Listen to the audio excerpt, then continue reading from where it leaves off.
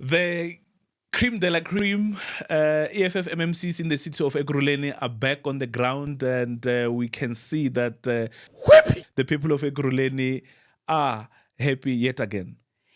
Yeah, I think there's a sense of relief Yeah. for the people of the City of Ekurhuleni in that there's been a composed executive that at the forefront of it Sure. is service delivery orientation, and that's what the economic freedom fighters do on a daily basis. Yeah. Is to drive service delivery in society. Yeah. So it's great that at least we've established the executive that focuses on service delivery. And you call yourself the people's government. Yeah, that's what we term ourselves in Sure. the City of Ekurhuleni. Yeah. And hopefully, and with all the hard work that we have put in, being led by the Commander-in-Chief, we are expected to see the introduction of the people's government at a national and provincial perspective as well.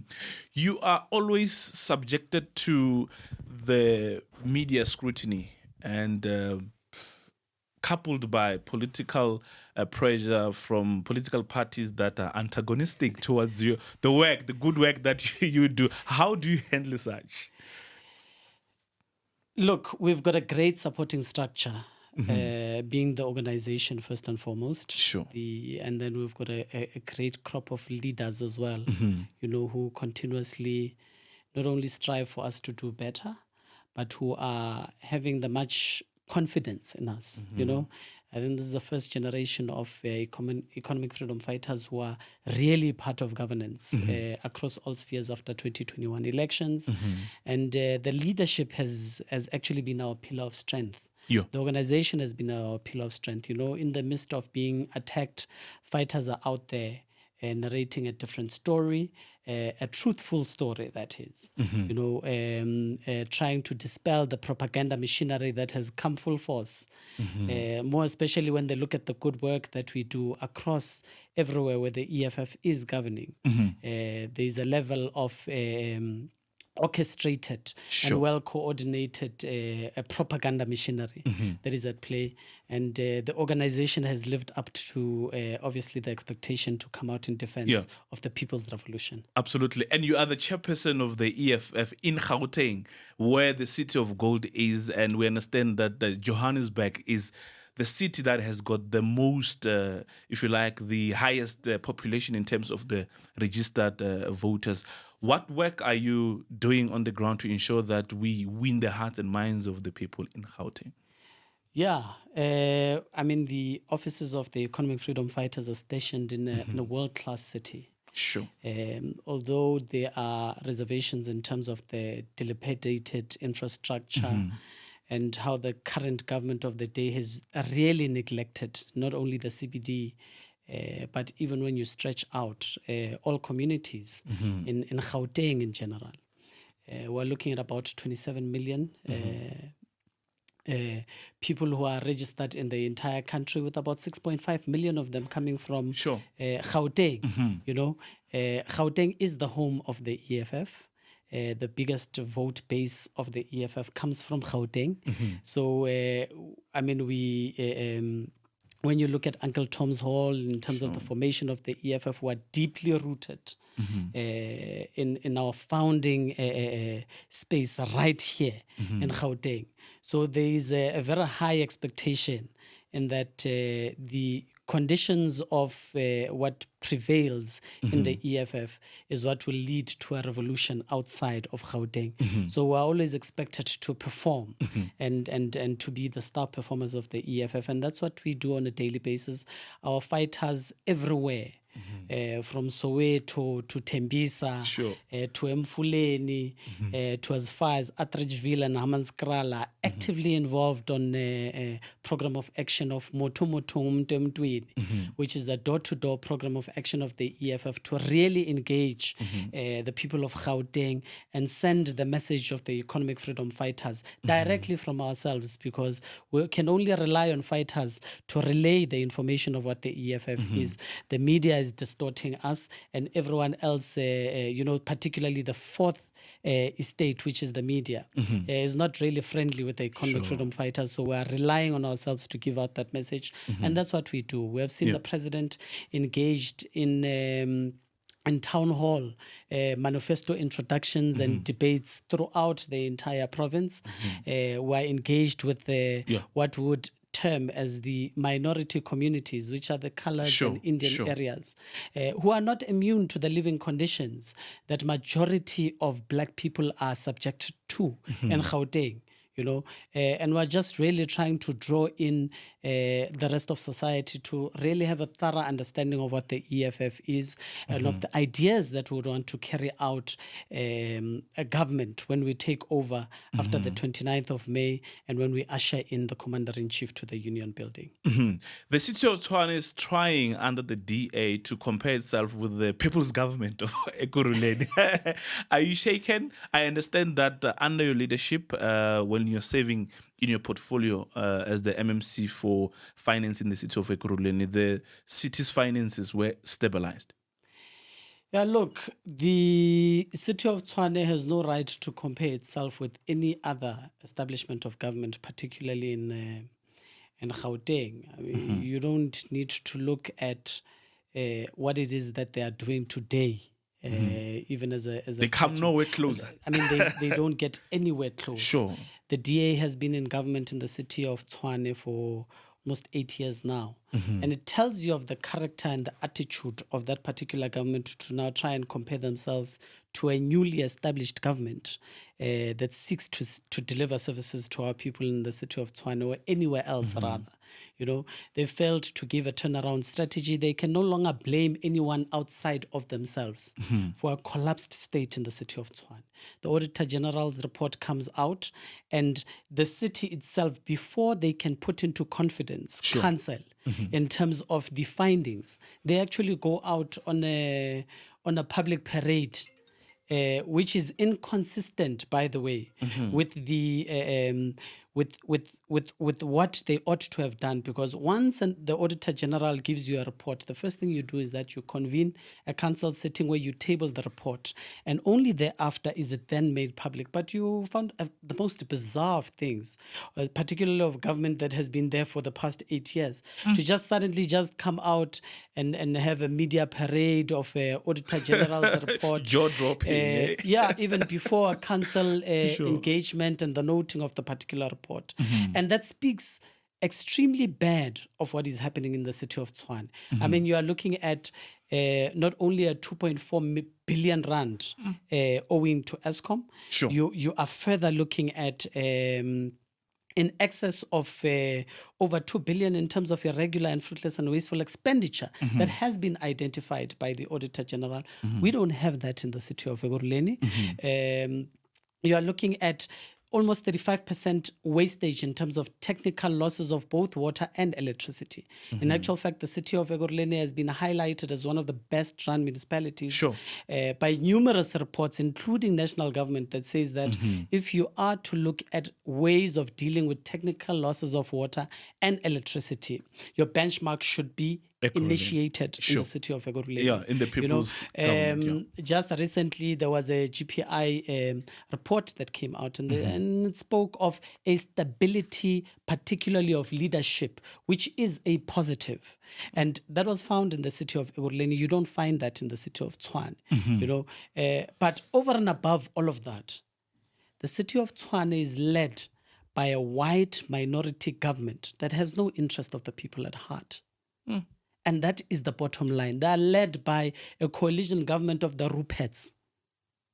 They are led by a government that today preaches that we'll look at insourcing through some case study of some sort. In the city of Ekurhuleni, we as the EFF tabled, by the way, a motion to insource security guards and cleaners to a point that we didn't look at a case study. We looked at the best way of phasing in insourcing of security guards and cleaners, which is a process that is being initiated by the city of Ekurhuleni. So that's a vast difference. And we removed the DA, by the way, and the DA-led coalition on the basis that they had orientated service delivery, particularly to to the white minority constituencies, which is nothing more than 25 wards in the city of Ekurhuleni, and we could not allow that. So we're appealing as well to the people of Tshwane to do the most honorable thing and vote for the EFF on the 29th of May 2024, so that we can really start and initiate a process of the complete removal of the DA across all spheres of government. And what that reaffirms is the fact that the EFF, whenever it is in co-governance with whichever political party, be it the ANC or DA, it's basing its approach on the manifesto, the resolutions of the EFF, and also on the cardinal pillars. So there is no way the EFF is going to get into any sort of co-governance without the principles being taken into consideration. Stand up, South Africa. Make sure that South Africa, you are counted with me. Run, South Africa. Stand and make sure that our people understand that the need to bring revolution in South Africa is guaranteed that under the EFF, this country will be the better. EFF is a cogovernance. Ladies and gentlemen, welcome to it. This is the EFF Podcast. My name is Titus Tsungu. We're coming to you from Winnie Madikizela Mandela House, and in studio today, we're joined by the EFF Gauteng Provincial Chairperson, who is also the MMC of Finance in the City of Ekurhuleni. They term it the people's government because of the work that they do. Cmsr Dunga, welcome to the EFF Podcast, and we are very delighted to have you. No, thank you for having us. Greetings to the Commander-in-Chief, greetings to the leadership of the EFF, greetings to you, and greetings to the masses out there of Gauteng, of South Africa, of Africa. Yeah. Absolutely. The people of South Africa, Yes. and the diaspora are always watching us. Yes. So let's perhaps start here, Commissar. What do you make of the state of co-governance that exists in the city of Ekurhuleni? I understand that from time to time there are instabilities when it comes to the arrangement that exists in that part of the city. What are your thoughts around the state of co-governance? Look, we've always taken a position as the EFF in that there must be a constitution of a government, you know. As to whether the EFF is part of that government or not would have been secondary, provided that the particular constitution of a government in local sphere or any other sphere is based on the fact that there are deliverables to the people who vote for the economic freedom fighters, you know. And we say this because consistently we at times were being told that we had voted for particular political parties to come into government. And we did that on the basis and the conditions that there must be deliverables to the people that that put us in a position of power and authority to exercise their votes and to exercise their voices. Sure. You know, and when they failed to do that, and when the constituted governments failed to live up to the expectation of an EFF voter and black people, because the EFF not only represents its voters, but they represent society as a whole, those who are marginalized, the poverty-stricken, the poor, the unemployed, the landless, you know. And when we start seeing a pattern of change in terms of orientating service delivery towards our people, then we're bound to call that out and have different ways of really dealing with that. And if it means that there ought to be an element of a leadership change, and then so be it, because those people would not have been showing leadership towards our people, and then would have to act. You know, the Auditor General, in most cases when they do their auditing, they also base the question of leadership at the center of their auditing. And it's always important that we always have a stability in terms of the leadership question. We should not always have the chopping and the changing of leadership, so that there's a continuation of service delivery. And it also gives comfort to society, but also to investors as well, who are looking for stability, particularly in terms of the leadership question. As hence, the EFF had taken a position that there was really no need for a change of leadership, particularly in the city of Ekurhuleni, because the mayor was doing fairly well. The collective, where the EFF had formed part of the people's government there, was doing extremely well. It was just a stance of looking for political mileage by certain political parties and wanting to remove a people's government there. And I mean, like the word people's government because it inspires hope. That's what it does. Sure. I mean, on a daily basis, we wake up and we answer the question, what is in the interest of the people of Ekurhuleni? If it means that waste collection must be done and done on time, that's what we do. If we come across a sewage spillage across the road and it's in the interest of the people, obviously, to have that place clean, that's what we do. If we're in the interest of ensuring that there's a budget that is allocated for service delivery, that is what we do. So on a daily basis, we wake up answering that question. And that's what we do, daily. So we remain committed to ensuring that there's a stable government. There is a constituted government now that the EFF is a part of with 5 MMCs. We've also got 5 oversight chairpersons that look at the oversight role, obviously, in terms of legislature. In other departments that the EFF is not in the executive of, we've also got the Speaker of Council as well as the Chair of Chairs. So we are well represented in terms of governing there, and we have proven time and time over and again that we are ready to govern the country as the economic freedom fighters. I mean, it's not every day where a political party comes in and people are saying that, these are new, there's a new party on the block. I mean, 10 years later, we are still referred to as new. I don't know until when would be referred to as new, because we are hitting 11 years now, and we are declaring that now we're more than ready to govern, and we have showcased across everywhere that we are ready. We came into a government in the city of Ekurhuleni where the DA only had about 300 million rands in terms of cash on hand. Today I'm sitting with you, we're having about 2.2 billion rand in terms of cash on hand, which equates to about 21 days, and in that 2.2 billion, we have already 1.1 billion that is allocated towards capital expenditure projects that must be used and completed by the end of June. And that speaks to a government that is developmental based, because for us to actually tackle the problems of society, particularly in terms of unemployment, would have to really be a workshop as a country, and that workshop must be driven by a political willingness of a government to ensure that we create that environment, and that's what we seek to achieve in the city of Ekurhuleni. The motion that was brought by Action SA, which in my view sought to destabilize the running of the city, obviously threw the spanner in the works, but would you say that motion, when you were removed, the people of Ekurhuleni, did they suffer? Were you able to provide the services? Did they receive the necessary service delivery that they are supposed to receive?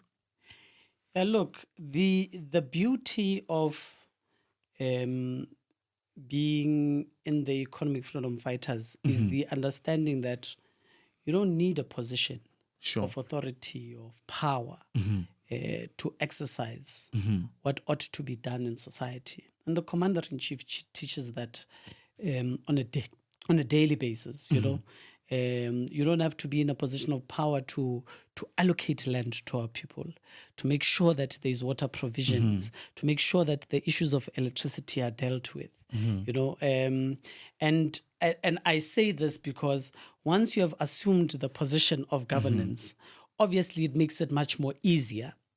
But because you are outside, you don't have an excuse. As long as you are wearing your EFF beret and you've got your EFF T-shirt on and you are a member of the EFF, you don't need any government position for you to institute anything that seeks to change the living conditions of our people. And with that being said, I mean, we came out of the executive for about 2 weeks. We're still being called and being asked to intervene because we're doctors of society, and that's what the EFF teaches us to be. You know, we still had waste collection matters that we're dealing with. We still had water issues that we're dealing with, as well as electricity. Where there are potholes, even in other departments that we are not commanding or overseeing politically, we still make sure that we go. We actually go into a point that, Titus, to a point that our fellow MMCs complain about us, about interfering. Well, do your work. But interfering, because we call the HODs and we say, hey, there's a pothole here, you must come and fix it. And then the pothole gets fixed, and then the MMCs and the councillors of the ANC and any other party does not know that, hey, there was a tractor here that came and sorted something out. But phone complain. Yeah. But you are interfering in my department. Yeah. But and it that's can never what be being a doctor of interfering. society really means. Exactly. And it can never be seen as interfering so long as it is to the interest of the people of Ekurhuleni. And that's what we do. You know, we've got 31 councillors, we've got 154 public representatives in Gauteng. Majority of us were not part of any executive, any part of any government. But you ask any person that has a matter of electricity, of water, of transportation, or whatever the case might be, and even to a point that when they know that they need intervention in their workplace, they know where to go to. When they need intervention in terms of the approach that the courts have, particularly on matters of gender-based violence, they know where to come to. And we're not MECs, we're not ministers.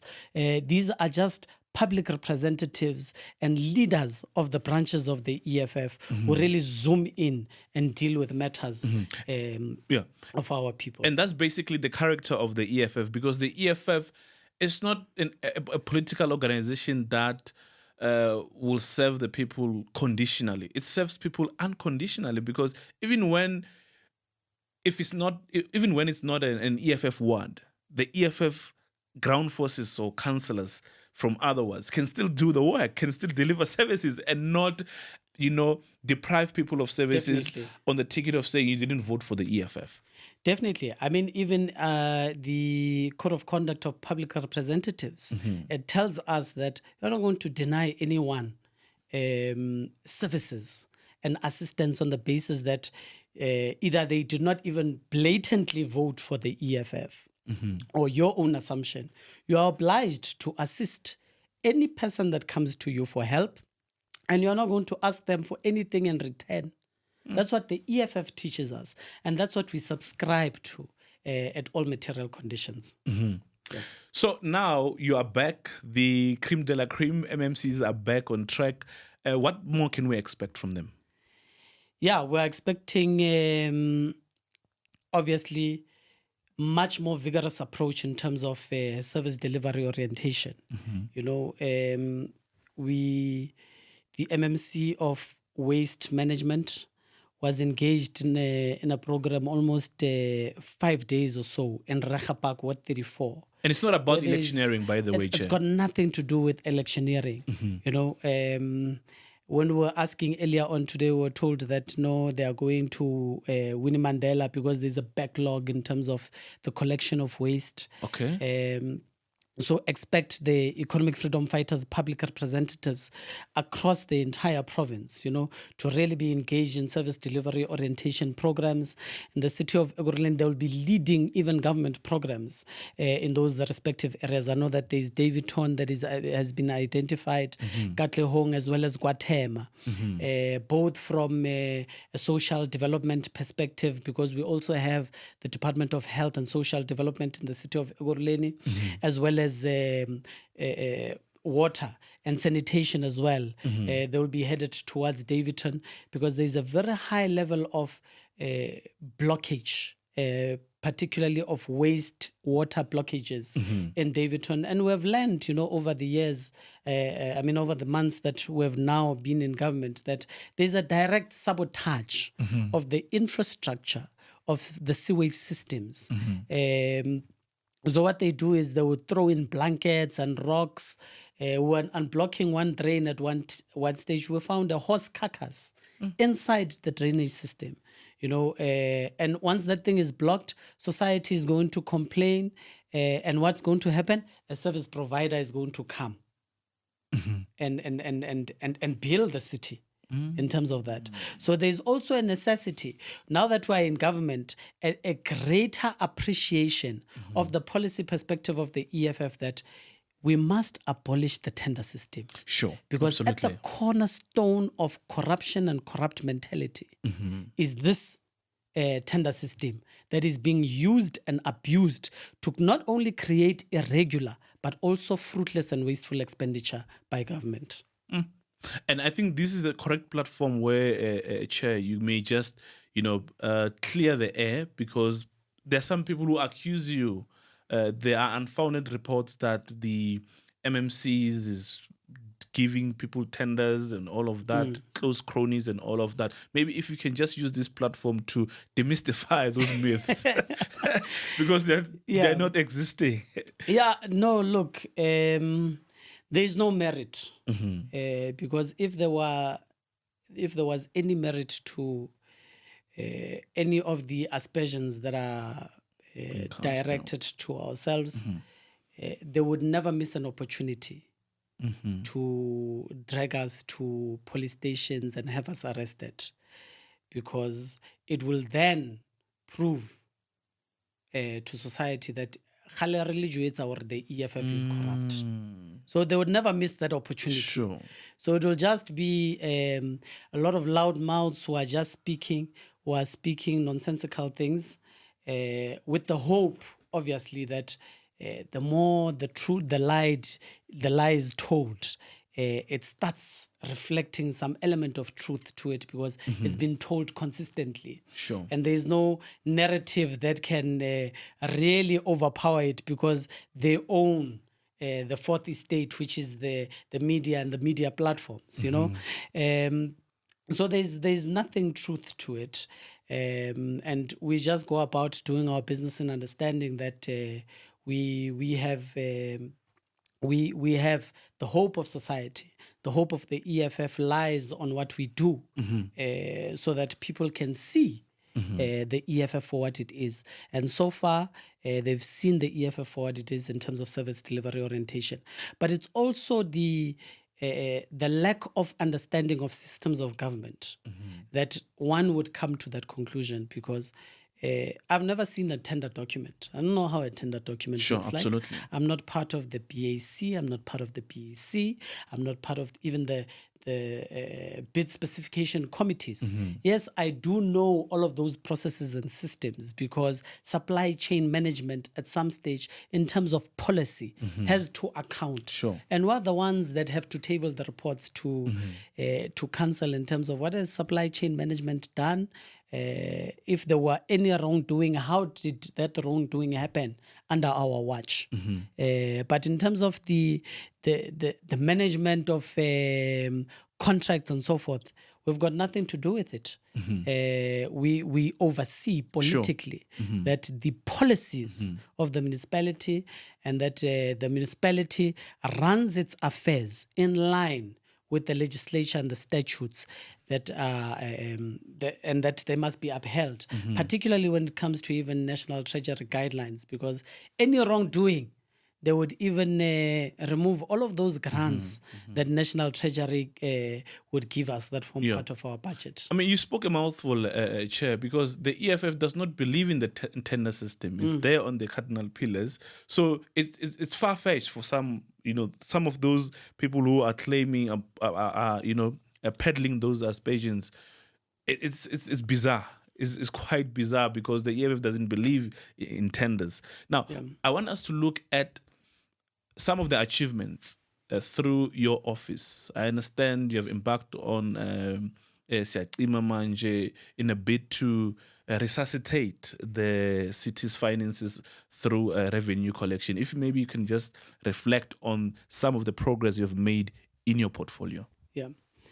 No, definitely. So what we have done is, which is the main important one, was to obviously launch the Siyacima Manje Namhlanje campaign. You know, we have in our debt books over 24 billion rand that is owed to the City of Ekurhuleni for services and goods that have been rendered by the city, more especially by companies, state-owned enterprises, as well as government departments who continue to operate, you know.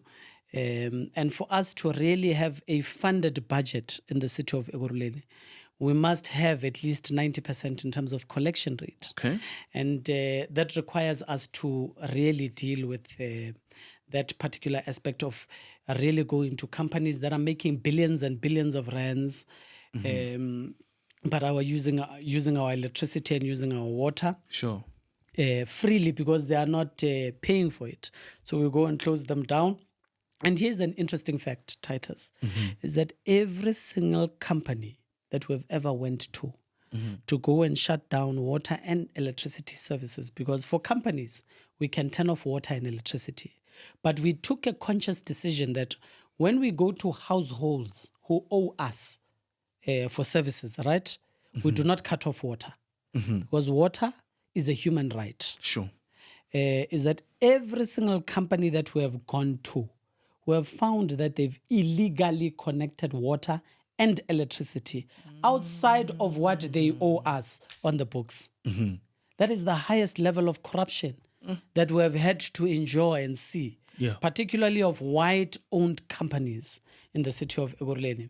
So that has been able to assist us to really take down our technical losses of water and electricity, which makes us being able to actually save up more money as the City of Ekurhuleni. We've introduced the amendment of the indigent policy. Sure. Initially, before, people who could only apply for indigent benefits in the City of Ekurhuleni had to have a house that is 250,000 or low in terms of rent value.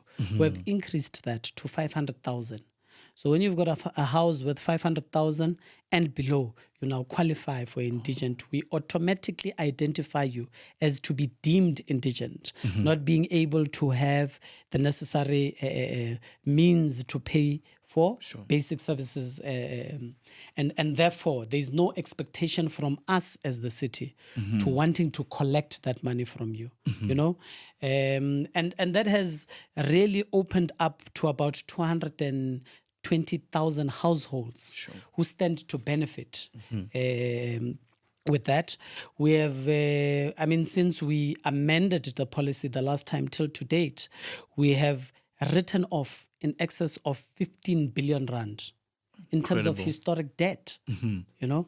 And that goes a long way in terms of debt relief to the people of Ekurhuleni. And that in its essence, you know, has really brought a lot of relief to our people.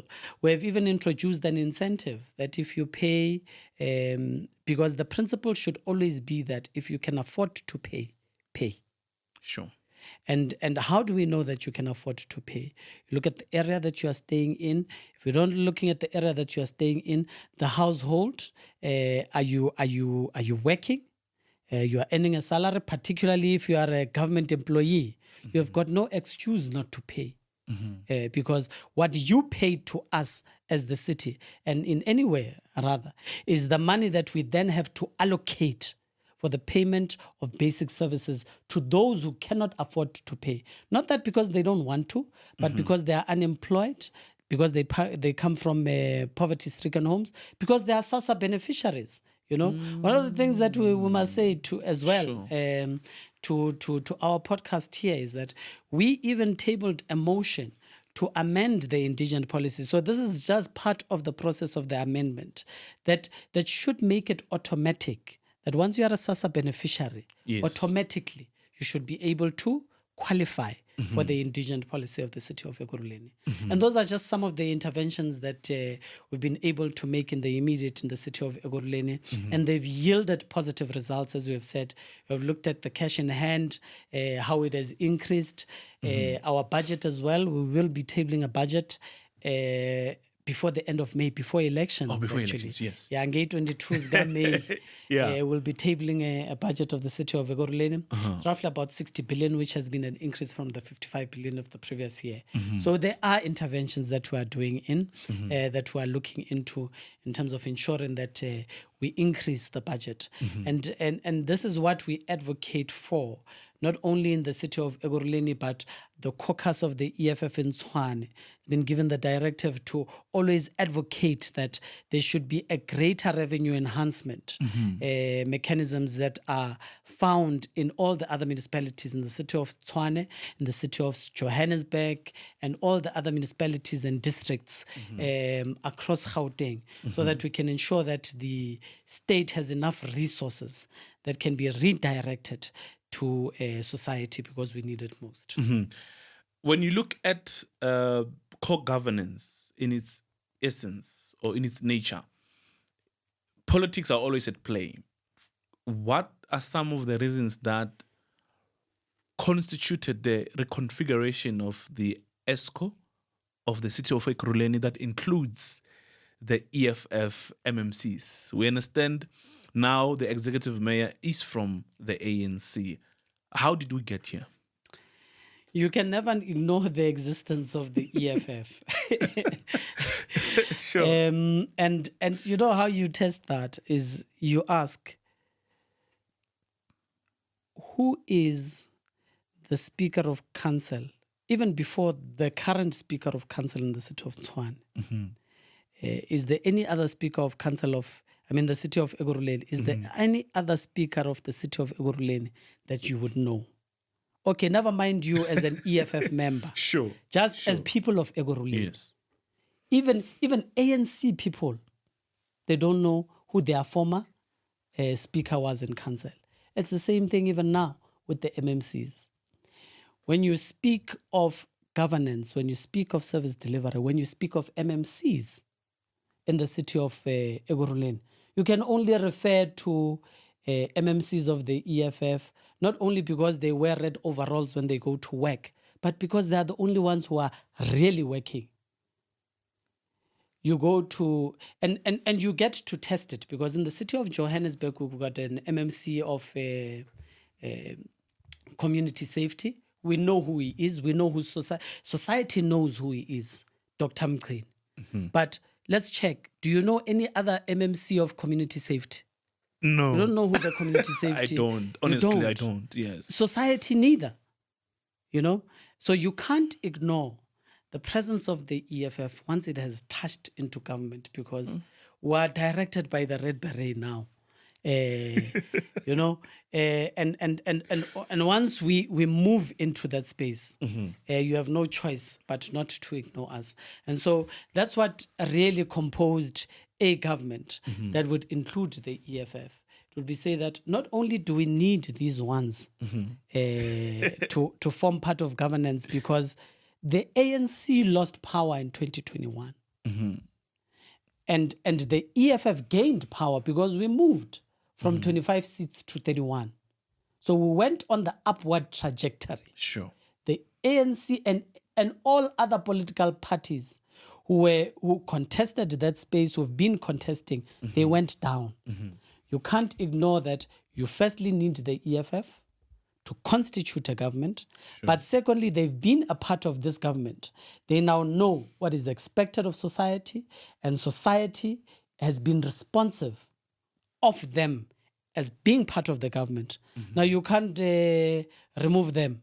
Otherwise, you are going to have the people of Ekurhuleni toing against you to say, but why did you remove people who were working for political expediency? So that's what we go in, and then we inform even those who wants to constitute government that, look here, we need one another, because you are after glory. You want to become a mayor. That's okay. Take the mayorship. Sure. But the people's power must prevail, and we are part of it. And you can't ignore that. And what drives us is to ensure that there will be service delivery orientation to our people. And we don't trust you with that power because our people have given you that power to give them service delivery, and you failed them before. That's why they did not vote for you again in 2021, and that's why they will not vote for you again in 29 Zgambi. So sharp action essay is swabile, ne? Too much. About the politic. Politique, but the politique is a mem paper. Yeah, no, they've got no idea. I mean, they tabled a motion not knowing what must happen. Okay, leave the City of Ekurhuleni, right? Let's look at where they are currently governing in the City of Tshwane. Yeah. You know, well, they've got a deputy mayor who has stolen money. Must still return that money. The caucus of the EFF every day has to ask and compel the deputy mayor there who has been appointed of Action SA. When are you paying it? Till today, they have not paid that money. But they continuously create irregular and fruitless and wasteful expenditure. They have shown their incompetence to run government. And equally, they've shown themselves to be serious liars and contradictors of even what they would say are their own policies. The reason why they can't advocate for the insourcing of security guards and cleaners in Tshwane is because to them, it was just for political expediency, the issue of insourcing of security guards and cleaners. Now, when we table a motion in the City of Tshwane, it is Action SA who then rejects it. But then they come out and say, no, we must do a case study. A case study for what? You are in government. You are in government. Case study for what? The people in Amanskraal don't have water. They don't have water. What case study? You know, so it shows you they have no capacity to run government, but it also tells you that they've bitten more than they can chew in this political terrain. That's why they do a homecoming day in Amanskraal and they can't even fill up a gazebo. The only gazebo that costs 5,000 rand. They can't fill it. Yeah, no, they When we talk about the City of Tshwane, that's where the DA is in coalition with the Action SA. And they have entered into, in fact, that council has approved something like, I think it was a lease, a 40-year lease, where the city has entered into an agreement with independent power producers for 40 years, the Rooiwal and the Pretoria West power stations for 40 years. Would you say that is in the interest of the people? Definitely not. I mean, the political bankruptcy of what's happening in Tshwane and the lack of understanding of governance in general has led even the City of Tshwane to remove their responsibility of service delivery and give it to a racist organization like AfriForum. That's what they've done, you know, in terms of what they would have termed a public-private partnership of some sort, where a racist organization is going to be doing the work that ordinarily should be done by the government of the day, you know. So even in this way, one can only categorize it as a privatization of the electricity sector and the energy sector. And once that is done, electricity is going to become inaccessible, particularly to our areas who are not only far from the infrastructure, that's one, but also the priority will be given towards white areas. That's what's going to happen. And the preservation of energy and all of that will be directed towards where white people in their orientation predominantly would be at. The most logical thing that they ought to have done, because what the ANC has crippled Eskom is to take the position that we are in no way going to form part of the crippling of Eskom, but there is a necessity for us to stabilize energy, not only from a consumption perspective, but from the preservation of what we have and the distribution thereof.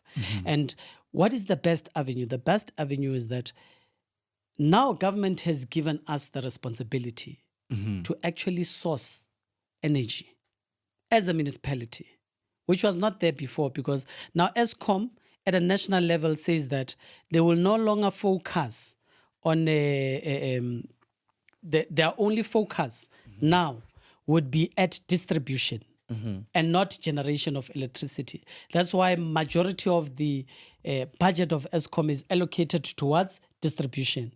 Is go and find alternative ways of energy that doesn't seek to remove you away from the Eskom grid, but to complement so that you are not affected by load shedding. You know, that's what we did in the City of Ekurhuleni. We've instituted now a program that that includes what we convene all companies to say that give us reliable base load electricity, so that when Eskom fails, you are able to give us electricity at the same price that Eskom would have given us electricity. Only if Eskom fails to give us the electricity. And that's what they ought to have done, as opposed to the approach of privatizing the energy sector in Tshwane. What do you make of the suspension of load shedding? Do you think this is just it's suspended? You are saying it yourself that it's suspended. Yeah, it can come back. It's not that it can; it is going to come back. Sure. They are just waiting for 5 minutes past 9. May 29 is May 2024, and then they are going to take us to stage 6 load shedding, because all of this energy that they are using now, they have no capacity for it, because they collapsed Eskom. And it tells you that this is a man-made problem. This was an orchestrated problem by themselves. So, May 29 is May 5 past 10 mawaqeda ukuvala wonke lama voting station. It goes down 4:30 that time. They are going to bring it back because they no longer need people to go out and vote. People would have voted. Voting stations would have been closed. They would have used people like they always do. So we must always remind our people that there's no such thing as that load shedding has ended, because they told us that it has been suspended. They're going to bring it back. This is that phase of the Rugby World Cup phase. Sure. Yes. When electricity was in abundance right after the World Cup. Yeah. It just brought back load shedding. But so when it's Bafana message, Bafana? Well, I got you even saw it OR Tambo. It was EFF Gauteng that went to go and welcome Bafana Bafana. There is no government. They've abandoned their responsibilities completely. We are only now reliant on the EFF. And the EFF's message is simple. Our land and jobs now, stop load shedding. No, don't suspend load shedding. Stop it. Stop load shedding. Yeah. And when you look at the municipality that is trying to benchmark itself with the city, the people's government, their 2022-2023 audit report flagged, in fact, it showed that they received a qualified audit report. But when we go to the people's government, there is no such thing. Yeah. The finances, the Auditor General, you cannot tamper with the Auditor General's report. And there were claims at some point that the City of Ekurhuleni has not submitted its audit findings. But when we read the report, was something different. Good news, in fact. Yeah. Definitely good news, unqualified audit outcome. And it was a clean audit, by the way. And most of the areas of auditing,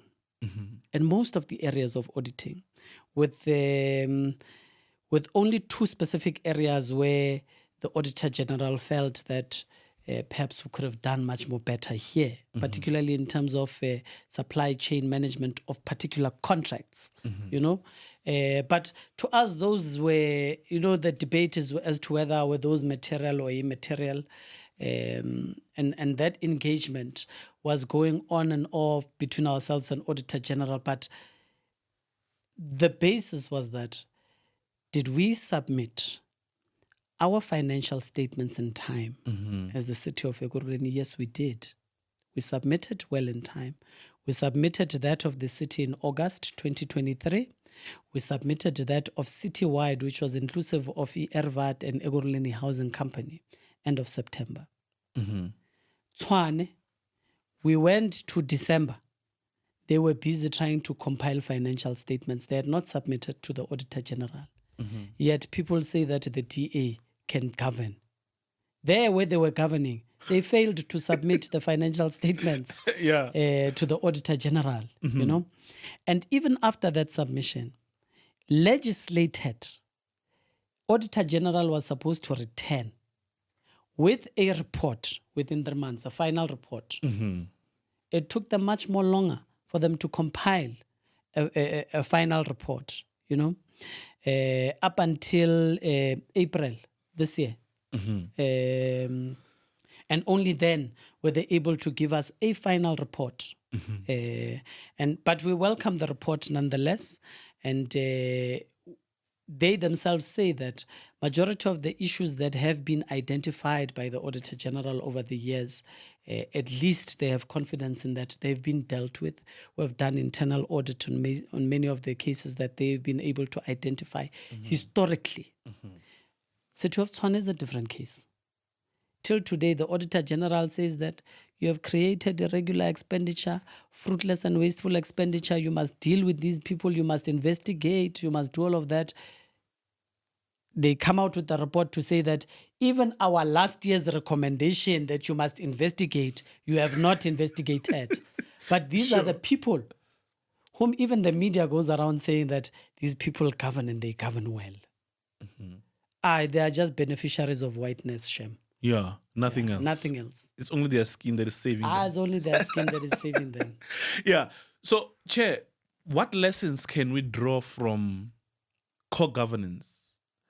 If you like, coalition. But I understand in our context it's strictly co-governance. What lessons are we learning from a coalition / co-governance setup in a municipality or in the city, like the City of Ekurhuleni, and going into the elections? What sort of government or what kind of a government can we expect if things were to continue, as it were? If you look at numerous municipalities, it's co-governance, and the likelihood is that there may not be an outright a party that will score an outright majority or beyond the elections. But if the status quo remains, if we go into coalitions, what are the pros and cons and what can we learn? Look, it becomes a little bit more difficult for us to really move to the complete implementation of our own policies, because now we're understanding that we're in some co-governance where there's always a midpoint between us and the other political parties that form part of co-governance, you know? But there are certain core things that one would never compromise, particularly from the economic freedom fighters as we go into government. There are fundamental things that don't change with us and that will never change with us, you know. So that makes that particular interaction with other political establishments a bit more intense, because there's always that engagement, you know. Outside of political party orientation, you must then establish some joint political management committee where you'll vet out differences, find one another, find the best way of dealing with certain things that you are confronted with, you know. So it is both a pro and a con. But from where we're standing as the EFF, we want to command more than 50%, so that really we can, without fear or favor, implement the manifesto of the EFF as it is from day one. You know, so in the absence of that is obviously that we now have to aggressively debate, engage, bring closer those who are from a different political orientation. It's just additional engagements that must continuously be held and be upheld. But it also gives an opportunity of guarding one another, which is a great aspect of it. You play a watchdog of the other. You play a watchdog over the other. So when you enter into your mayoral committee meeting, sure, we can't all say, but just watch out. Last week, or Maubane Bsiu were together at the Lekgotla, so that's why the other ones are not here. They are still tired. If there's a lesser representation, we're going to start asking one another, what 10? Where is the 10th one? The 10th one is supposed to be here because we're supposed to be dealing with matters of governance now.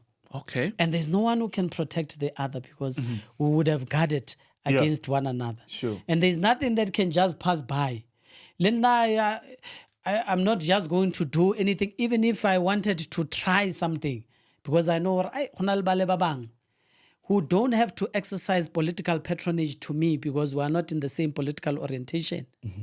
And therefore, they are just waiting. Yeah. Because they are just waiting for us to make a mistake. But something.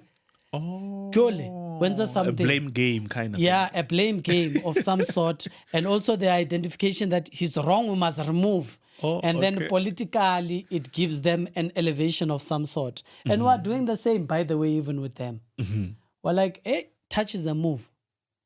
We're watching you. Sure. Potholes, go and close those potholes. You know? Yeah. And it's in that spirit, because we understand that society did not willingly give one political party a power base to run the municipality, to run even at a provincial government. By the way, this provincial government is led through a coalition, by the way. Because they are only leading through one seat. And if someone gets sick or is because they like even traveling and going out of the country, those other ones with the yellow t-shirts, when someone is gone, they have to be replaced by someone else. They are led by a coalition here of the IFP, you know, in Gauteng. But it's not going to be for long until the EFF takes over after the 29th of May. So it's a great way of holding one or the other accountable, but also coming back to say that there should not be differences that are so material that makes us not be able to engage one another and agree that the people of Winnie Mandela needs flushing toilets. There should be no fundamental disagreements between us and you that seeks to say that the people of Gauteng should not be allocated not only housing, but quality free housing. You know, there should be no difference between ourselves that says that let's make the environment conducive, that the Department of Economic Development creates an environment to ensure that there's quality jobs that are created in the City of Ekurhuleni or anywhere else in the rest of the province, by the way. You know, and that's what drives us. We're driven by the things that would make us agree. And then once we're in government, we must collectively agree that those things that we did not have differences with, we must make sure that we implement them. Absolutely. Yeah. And now we're gearing for the much anticipated and historic general elections, the national and general national and provincial elections. Yeah. So, Chair, when we look at Gauteng, is the hotly contested province ahead of these historic elections. What is the mood on the ground? I understand we've already gotten the sense of what the EFF's plan of action is through the Gauteng provincial manifesto. But now, as we gravitate towards the elections, what is the mood on the ground? It's the mood of excitement.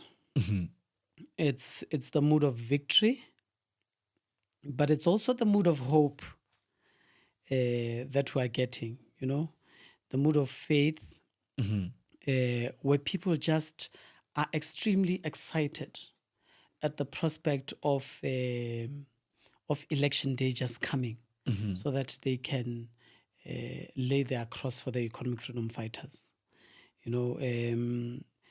It's a mood where people are now saying to us that we're tired. Even the most stubborn of members of society, that one would have thought, good, hi, law, uyofanayo lentole, have hit a turnaround, and they just can't wait for the 29th of May.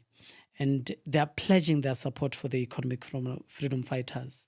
They are believing in the economic freedom fighters. They are believing in the message that the commander-in-chief is spreading across Gauteng and across South Africa.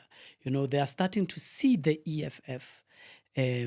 Even at an extremely personal level, they are starting to see it as a political movement that it is, because obviously they've touched it, or the EFF has touched them in one way or the other, because everyone now has a story to tell about the EFF. Whether it being bazile emsebenzini banceda usibanibani, or besinenkinga eso la kwami la bancedile, like there's a good story to tell, and the best way that society can now tell their story of the economic freedom fighters is to vote for the EFF. 29th May. So the mood is exciting. We've had programs throughout the entire province. None of them has failed. Our people, when we invite them to our programs, whether it being rallies or community meetings, they are coming in their numbers.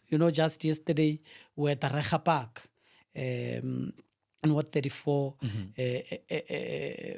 ward that is predominantly colored areas, where people are saying that, hey, EFF is not welcomed in colored areas or so. We had a beautiful reception where people in that area were saying, we've been looking for the EFF, we want the EFF. And not only do we want to have this community meeting, but you must establish a branch of the EFF here.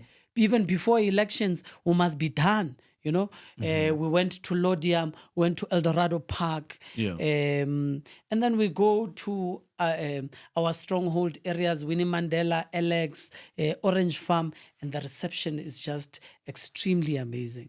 Our people are waiting for the 29th of May to vote for the economic freedom fighters. By the current government of the day, they are tired of hoi hoi the entire time, because they are tired of being lied to. They are just waiting for a revolution on the 29th of May 2024. And a revolution is indeed coming, particularly from the people of Gauteng. Gauteng is up for grabs by all indications. And that shows that the people of Gauteng need change. They need economic freedom in our lifetime. They are tired of empty promises. I mean, just a few weeks ago, there was this parade about switching off of e-tolls and all of that. There's something called NASISPAN and all of that. What are your views on those two issues, the e-tolls and the so-called NASISPAN? Do you think NASISPAN is actually an ANC in electioneering tactic or campaign? Yeah. Okay, so you look at one of the e-tolls, right? They supposedly switch off e-tolls. Or supposedly. Must underline that one. It's very important. And they've been going back and forth with the Department of National Transport at a national level as to what then do they do with this debt that they had incurred with e-toll. And one of the agreements was that perhaps they should increase the fuel levy and so forth, the licensing fees and so forth, right? So on the day that they supposedly take down the e-tolls, what did they do? The price of petrol went up, right? Because it ought to compensate for the losses that they would have endured Yes. from this arrangement of the e-toll that we're never a part of, that the people of Gauteng were never consulted on upon the formulation and the agreements with all of these international companies to have this particular thing established in Gauteng. Now, the issues of Nasispan, those are nothing but glorified EPWP programs. That's why they're able to allocate them and say that they're going to end in June. Because any sustainable development and any sustainable job, why must it end? Why must it start now? 36 days, 37 days before elections and end in June. Why? Gauteng has over 40% unemployment rate. It's not going to be corrected by Nasispan. This is just the way of the ANC trying to find a way to have its own volunteers to form part of being paid so that they can do ANC work. And after that, it's the end of it. Because if they had any interest in ensuring that there should be economic development and economic activity, they would have created quality jobs, long-term jobs, nothing that will end right after the day of elections. Yeah. So, Chair, surely the EFF is ready to govern. And if people are not sure, they can just go to all the municipalities or all the cities where the EFF is in government. You can also go to an EFF ward, for example, where the EFF maybe has a councillor or even ground forces. Now we are in the election, we're doing door-to-door. The EFF, what sets the EFF apart from other political parties, especially during this last days of or before the elections? Yeah, the EFF remains committed to its word. You know, if you go through the manifesto of the EFF, over 250 pages, you find the term, the EFF will, over 1,700 times in the manifesto of the EFF. That signals the highest level of commitment than any other political organization in the country. So that's what sets us apart from everyone else, is that we remain committed in ensuring that what we say is exactly what we do. And you need not to even look at the EFF in strategic positions of authority and power in terms of governance. Even as the EFF in opposition, whether it being parliament or the different legislatures or anywhere else in the councils, it has proven to you that we are indeed ready to govern. Because we know the law more than those who were in the formative stages, wrote the constitution and so forth. We are the ones even at parliament through the EFF caucus who tells parliament that that's not true. That's not how things are done. That is illegal. That act, it's a signal of strength and a show that indeed we are ready to govern. And we have made that commitment over 10 years ago, over 11 years ago now, to being true to our people and to those who are in destitute. And we have been consistent with our approach. We've provided housing as the EFF. We've provided being the voice of the voiceless throughout. And really have established an organization that has the interest of the people at heart. And if that is not a further showing of that the EFF is ready to govern, then we are blind, then we are all oblivious to our surrounding. The EFF coming in 11 years ago have now their own offices. We are at an EFF office now, something that former liberation parties cannot do till today. Over 100-year-old organizations still don't owe or have a claim to their own office. This shows the intention of the EFF to stay in the heights and in the minds of our people we're not going anywhere. We're going to be here. We're still here. We're going to forever be here. And ours is to advance the living conditions of our people, to reflect that of a serious revolution, ensuring that we give our people land, we give our people jobs. And Chair, there might be people who are wondering about your political background. Now we are toning it down a bit. So when did you actually cut your teeth in politics? When we look at your journey in politics and what sort of motivated you to be an activist that you are, a commissar that you understand now you have become the chairperson of the EFF here in Gauteng. Obviously, you were elected. And here in the EFF, we understand that the leadership ought to have the highest level of commitment, dedication. You must have leadership qualities. Yeah. So perhaps if you can just talk us through your political journey. Yeah, so I think with those of the generation, I mean, I'm just 35 years old, right? In 2008 or so, the organization that introduced us to the political space was the ANC Youth League. And I had a very good friend of mine who had, he's now the council secretary in the City of Ekurhuleni, Advocate Mdisekwele, whom I used to stay with. So he would ordinarily say to me, come, let's go to the meeting, you know. Oh, okay. So ke thome the politics of being a member of a member. Because okay. Member ya high. Sure. You know, he was the secretary of the branch.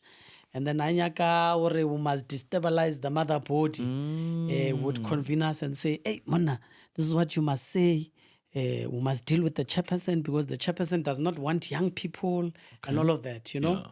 Yeah. But that's what sparked the interest. And because now he might be saying something, now I want to read up on it, you know. We started reading books. And the first political book that I read was A Dream Deferred.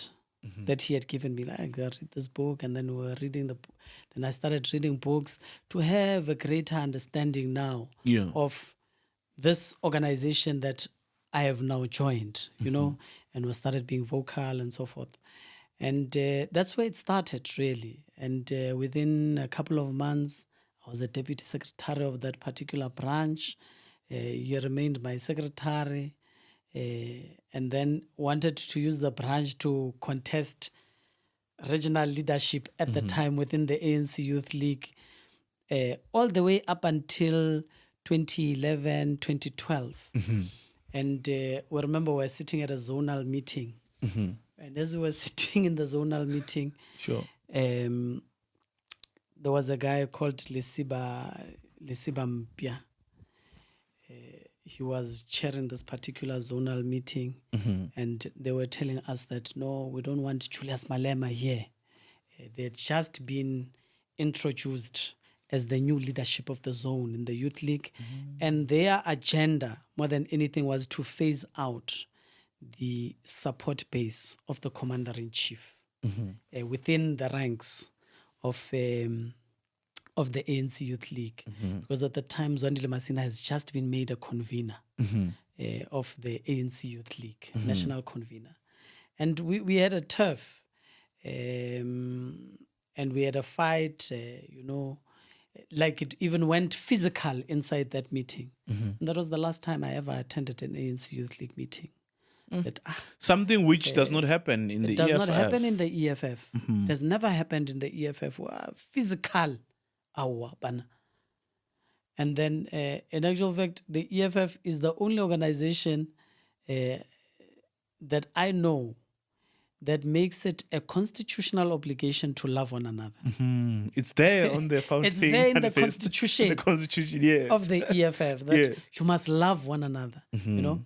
And part of loving one another is not to physically hurt one another or even emotionally, you know. But anyway, so that was the last time. I then left. I went to go and stay in Joburg at Cosmos City. Now election day is coming. I called this friend of mine. I say, hey, my man, I'm going to vote for the EFF, but don't tell anyone. Sure. So my first vote, 2014, was the first time I voted. I voted for the EFF. I was not a member. I was not... Same here. I think I voted for the first time. At the time, I think I was still a journalist. I voted for the EFF in 2016, local government 2016. elections. Yes. Yeah. So, and then after that, I had an engagement with my father. So my father's a biker. Oh, sure. And then I told him, I said, look, I voted for the EFF. He's not someone who's political by nature, but welcomed the decision, you know, like was extremely supportive of it and actually introduced me to his friend, who was the late Bongani Msane, the late husband of Commissar Thembi Msane, who then came to my place and they came but the form. And then they said, no, come and join the EFF. Sure. We heard that you voted for it. And, you know, that's then how my journey of the EFF then started. We then participated in the EFF. And here we are today. So your father, you said he's a biker. What else apart from politics do you do? Any hobbies? So I no longer do biking. Okay. What do I you do have a bike, but Okay. I don't ride anymore. So it's just parked there. It used to be one of my favorite hobbies. So when I'm at home, if I'm not really just taking a book and brushing through to increase my knowledge, I watch a lot of movies. I love music. And you're a Netflix person. Yeah. Yeah. I sit and I watch a lot of movies, but I watch old movies. Oh. So Van Damme. No, Which ones? The romantic movies. yeah. 50 Shades of Grey kind of vibes. No. Horror Sunday movies. well did them over. No, I watch you know, like The Gladiator, Braveheart, The Patriot, old historic movies. And outside of that, I'm a guy who odlalang PlayStation. Odlala FIFA. Most of my time. Yeah. And ke phela ke le mo le ka joystick le Pirates. Beating all teams. Oh, you're a Pirate fan? I'm a Pirates fan. I'm a good Pirates You're fan. not the opposite. They call them cows these days. What's happening? Yeah, sure. Yeah. So that's what I do in my spare time. I also spend a fair share of my time with family. Oh, when you're I a family have man. the opportunity, yeah. Because I don't spend much time with them. So the little time that I can have, I try and maximize it in most of the time, you know. And I'm someone who also loves to entertain. So I'll always have 3 or 4 friends just coming over and then we just chill, Yeah. talk about politics, Sure. talk about any other thing, Yeah. you know. And yeah, that's what I do. Yeah, sure. But I'm always at home, so you'll never find me out doing other things. If Agio in the EFF, from the EFF, I go straight home. Sure. You'll find me at home. Yeah. Yeah. And where did you get the name John Wick? Oh, John Wick. So John Wick, you know, so as we are doing these things of contestations in the political space, Sure. we've had the opportunity where people understood who we are, have aligned, you know, when they are engaged in their own spaces in terms of the leadership outcome. And then sort of like always consistently being supported. So that's how the name comes about. So it has even come out to a point that even the ANC and any other political organization outside there know no man has unbanning again. Yeah, and I think Action SA knows more than anyone. They know better. You can do whatever you want. Sure. Yeah, there's no coming back. As long as we wear the EFF beret, it's a name that I found in the EFF. So it signals that as long as we are wearing the EFF beret, my man, and then you try and fight us, you're not coming back. Whatever political orientation you might be coming from. Because when we fight and we fight you. But here at home, it's a very nice space. There's no space that has been as welcoming as the economic freedom fighters. You know, and I say this because a lot of people from the outside would say that the EFF is a tribalist organization and racist, wara. But I didn't find that. I'm not. I've got a family that is colored. So I can way Afrikaans praat. But I came into the space of the economic freedom fighters and I found a home and I found a family, you know. And I found leadership that is able to take us and really show us the right way of doing things, you know. And we're extremely grateful for the family that we've been able to find in the EFF. And it's a beautiful thing, my brother. I don't want to lie to you. You represent the EFF in Gauteng, which accounts for over 6 million people. And overall, countrywide, we have 27, 0.7 million registered voters. Song of the day. Song of the day. That's, I've got a lot of them. Yeah, you can choose from the EFF Jazz Hour albums, any of your choice. Yeah, so from that one, I would say that Gate 29 May 2024 as Vumen Gamnandi, Ringo Madlingos. Sure. Yeah. Che, thank you very much for making time for us here, and we really appreciate. We've learned a lot from this conversation, and we hope the people have had what type of government we're going to have if they choose not to put or to vote a political party that will have a majority. We know that coalition government are all about accountability. So we thank you so much for making time. And we hope that you'll come back after the elections. We'll talk about the EFF being victorious. Definitely. We're taking over government after the 29th of May 2024. Sure. Thank you very much. The people of South Africa, Africa, and the world, we have come to the end of today's episode where we were joined by the EFF Gauteng Provincial Chairperson and the MMC of Finance in the City of Ekurhuleni. They call it the People's Government. That is Cmsr Nkululeko Dunga. And please don't forget to subscribe to the EFF YouTube channel for more. My name is Titus Tungu. Until we meet again, kuda ikuengeta. Julius Malemu Pet.